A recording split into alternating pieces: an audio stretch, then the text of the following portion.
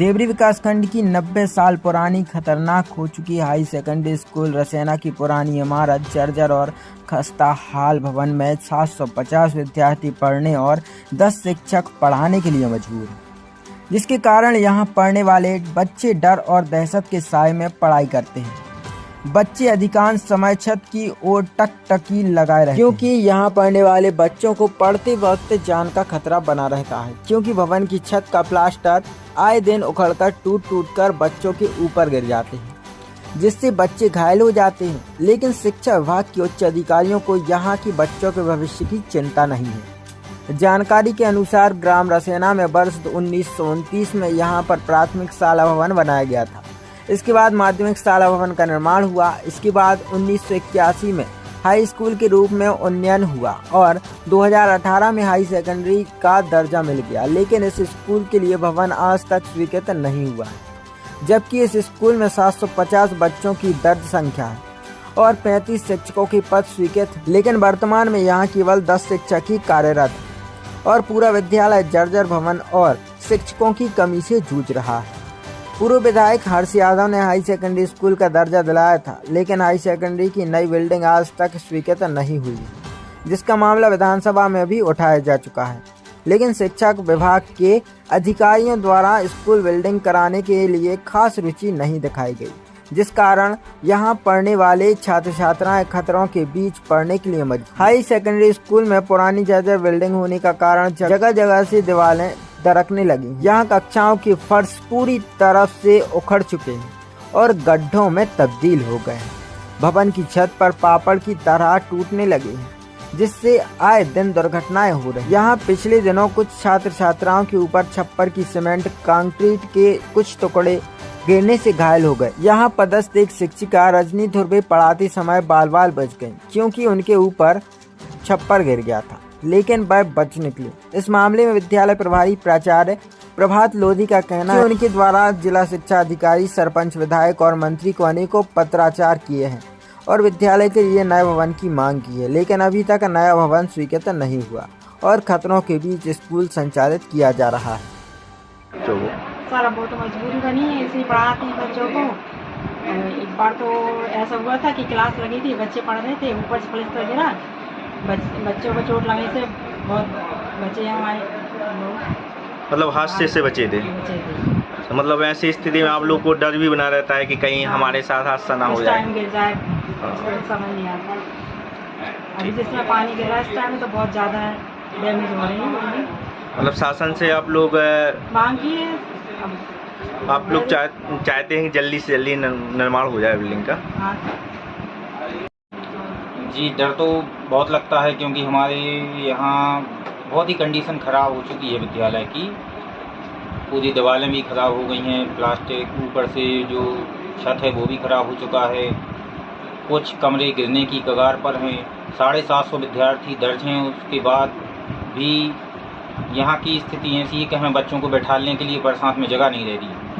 तो ऐसी स्थिति में जो जर्जर स्थिति है और भवन पूरा जर्जर है, ऐसे में किसी भी समय कोई भी बड़ा हादसा होगा, तो इसके संबंध में आपने वरिष्ठ अधिकारियों को अवगत नहीं कराया?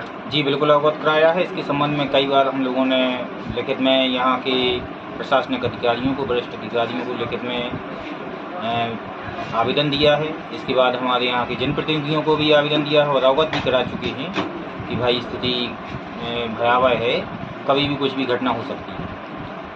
तो करीब कितने समय से है?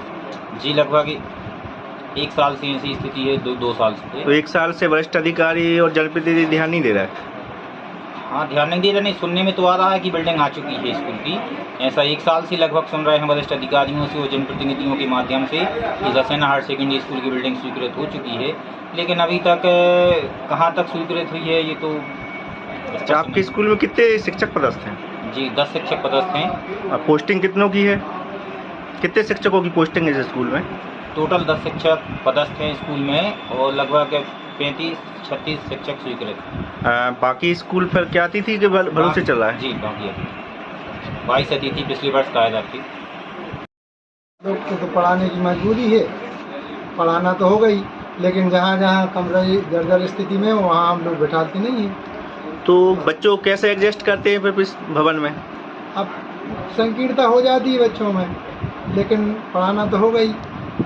जैसे बच्चों के साथ ऐसे बरसात में कोई बड़ा हादसा होता है तो फिर आप लोग क्या करेंगे? हादसा भगवान करे ना हो। मतलब डर बना तो रहता होगा। डर तो रहता ही है और देखते भी हैं, परिस्थितियाँ विपरीत घटती हैं। तो वरिष्ठ अधिकारियों ने इस पे कोई एक्शन नहीं लिया क्या? अब पिछले साल से हम लोग देते रहे हैं जानकारी, हर साल जानकारी देते हैं। वरिष्ठ अधिकारी महोदय लेंगे एक्शन कुछ ना कुछ। आश्वासन दे रहे हैं अभी कोई कार्रवाई नहीं हुई, लेकिन अब ये मैं नमस्कार, मैं हूं सूरज। आप सभी का स्वागत है बुंदेली धरती न्यूज की विशेष खबरों में। देवरी में बारिश के दौरान दूषित पानी पीने से देवरी क्षेत्र के कई गांवों में उल्टी दस्त से पीड़ित मरीज लगातार बढ़ने लगे। अधिकांश मरीज प्राइवेट अस्पतालों में इलाज कराते हुए देखे जा सकते हैं। ताजा मामला ग्राम सिलारी का है, जहां लगातार दूषित पानी पीने से लोग बीमार हो रहे हैं, जिसमें एक युवक की जान भी जा चुकी है। उल्टी दस्त से पीड़ित सिलारी निवासी विजय रैकवार 28 साल की इलाज के दौरान सामुदायिक स्वास्थ्य केंद्र में मौत होने के 5 दिन बाद उनकी एकमात्र 4 वर्षीय मासूम पुत्री भी उल्टी दस्त से पीड़ित होने पर बीएमसी के लिए रेफर किया गया है। परिजनों ने बताया कि पिता की मौत के बाद 4 वर्षीय बेटी की तबीयत भी उल्टी दस्त के कारण खराब चल रही है, जिसका 4 दिन से एक प्राइवेट डॉक्टर के यहाँ इलाज कराया गया था। शनिवार को 4 वर्षीय बेटी वैष्णवी की तबीयत ज़्यादा खराब हो गई। तब दोपहर में सामुदायिक स्वास्थ्य केंद्र देवरी में इलाज के लिए लाया गया, जहां डॉक्टर ने कुछ समय मामूली इलाज करने के बाद बीएमसी सागर के लिए रेफर कर दिया, जिसे 108 एम्बुलेंस से गंभीर हालत में सागर ले जाया गया। गांव के लोगों ने बताया कि ग्राम सिलारी में अधिकांश लोग कुओं का पानी पीते हैं। बारिश होने पर आसपास की गंदगी बहकर कुएं में चली जाती है और पानी पूरी तरह से गंदा दूषित हो जाता है, और वही दूषित पानी पीने से लोग बीमार हो रहे हैं। गांव के कई लोग उल्टी दस्त से पीड़ित हैं। यदि समय रहते ध्यान नहीं दिया गया तो पूरा गांव उल्टी दस्त की चपेट में आ सकता है। नमस्कार, मैं हूं सूरज। आप सभी का स्वागत है बुंदेली धरती न्यूज की विशेष खबरों में।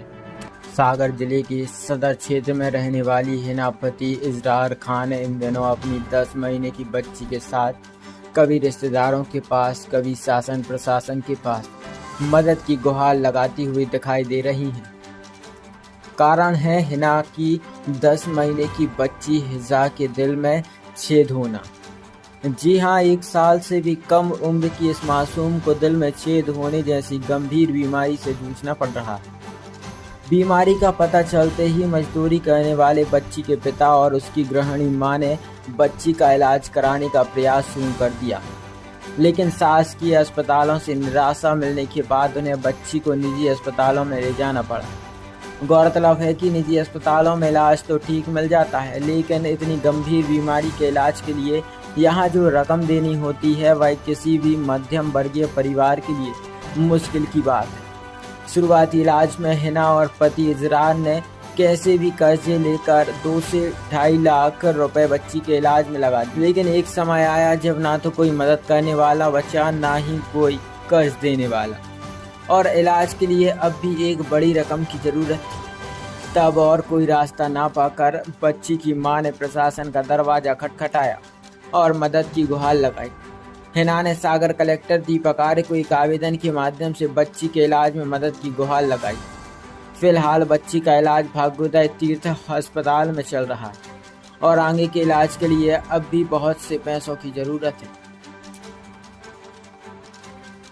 हमारी लड़की को 10 महीने की हो गई है। इसके दिल में छेद बताया, हम बहुत परेशान है। 3-4 महीने से हम समथिंग इसको वहाँ पे लिए रहे भागोदय में, अपने यहाँ मेडिकल, और हमारे घर में परिस्थिति अच्छी नहीं है। इसके पापा हैं जो मजदूरी करते हैं और घर में कोई है भी नहीं है कि हमारा ना घर है, किराए के घर में रहते हैं हम लोग। हमारी बच्ची के लिए थोड़ी सी मदद करें। इसके दिल में 3-4 लाख का बताया है डॉक्टर ने। अभी कितना खर्चा हो गया? अभी हो गया हमारा 50-60 हज़ार लगा था जब भागोदय में, दूसरे से लेके किया है। अब हमारी इतनी को नहीं है कि हम वहाँ से इलाज करवा सकें।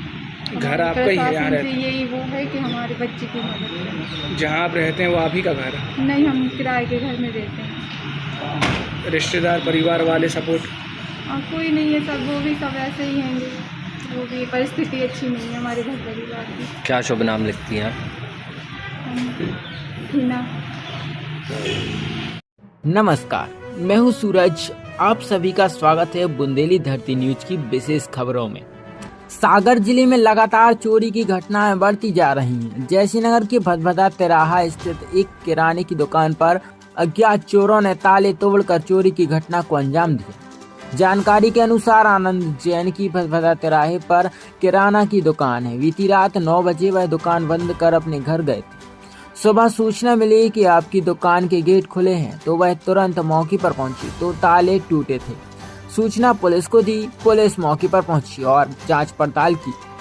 वहीं आनंद जैन ने जानकारी देते हुए बताया कि उनकी किराने की दुकान के शटर के बाजू से एक लोहे का गेट वहां के ताले टूटे हैं। यहीं से चोर अंदर दाखिल हुए। फिर उसके अंदर से दुकान में जाने के लिए एक दरवाजा है, उसके ताले टूटे मिले। यहीं से चोर अंदर दुकान में गया। राजश्री के पैकेट, रिफाइंड तेल के पैकेट, कत्था और पेटी में लगभग 40,000 रुपए नगद ले गया। उन्होंने बताया कि लगभग 45,000 रुपए की चोरी हुई है। इसके साथ ही एक छाता भी रखा था, वह भी चोर ले गया। वहीं जयश्रीनगर पुलिस मामले की जांच में जुटी हुई है। नमस्कार, मैं हूं सूरज। आप सभी का स्वागत है बुंदेली धरती न्यूज की विशेष खबरों में।